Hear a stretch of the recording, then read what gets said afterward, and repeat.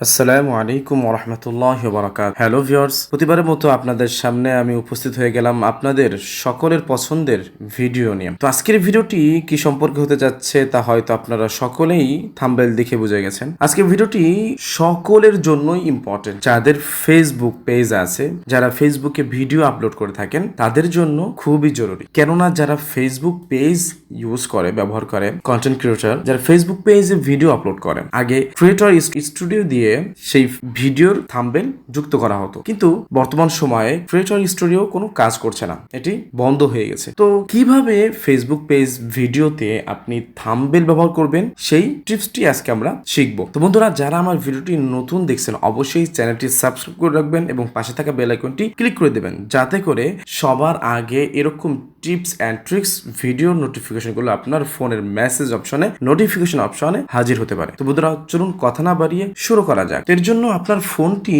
আপনি সুন্দর করে হাতে নেবেন। হাতে নেওয়ার পরে আপনি আপনার ফেসবুকে প্রবেশ করবেন। ফেসবুকে আসার পরে আপনি উপরে যে প্রোফাইল আইকন আছে সেখানে ক্লিক করবেন। প্রোফাইল আইকনে ক্লিক করার পরে আপনি এখান থেকে যে পেজ, আপনার পেজটি ওপেন করবেন, নিচে দেখবেন যে পেজেস যে লেখাটা আছে সেখানে ক্লিক করবেন। এখানে আসার পরে আপনি আপনার পেজটি লগ ইন করে নেবেন। আমার যে পেজ, এই যে নিচে যে পেজটি আছে, এটা আমি লগ ইন করে নিচ্ছি। আপনারাও আপনার পেজটিকে লগ ইন করে নেবেন এখান থেকে। তো এটা করার জন্য আপনার পেজের উপরে ট্যাপ করতে হবে। ট্যাপ করার পরে এখানে দেখবেন যে নিচে লেখা আসবে যে এটা সুইচ, মানে আপনাকে লগ ইন করতে বলছে। তো সুইচ যেখানে লেখা আছে সেখানে ক্লিক করবেন।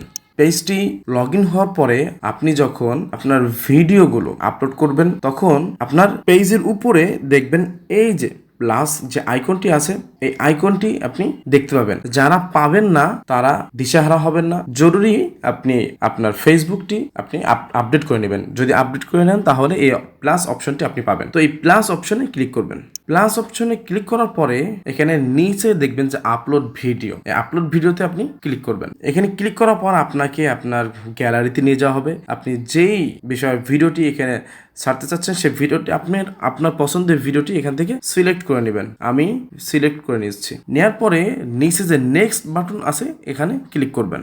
ক্লিক করার পরে আপনাদের সামনে এরকম একটা ইন্টারফেস শো করবে। তো বন্ধুরা, এখানে উপরে দেখবেন টাইটেল লেখা আর নিচে ডেসক্রিপশন লেখা। তো আপনি এখানে টাইটেল, আপনার ভিডিওটি যে সম্পর্কে সেই টাইটেলটি এখানে লিখে দেবেন। আমি লিখে দিচ্ছি।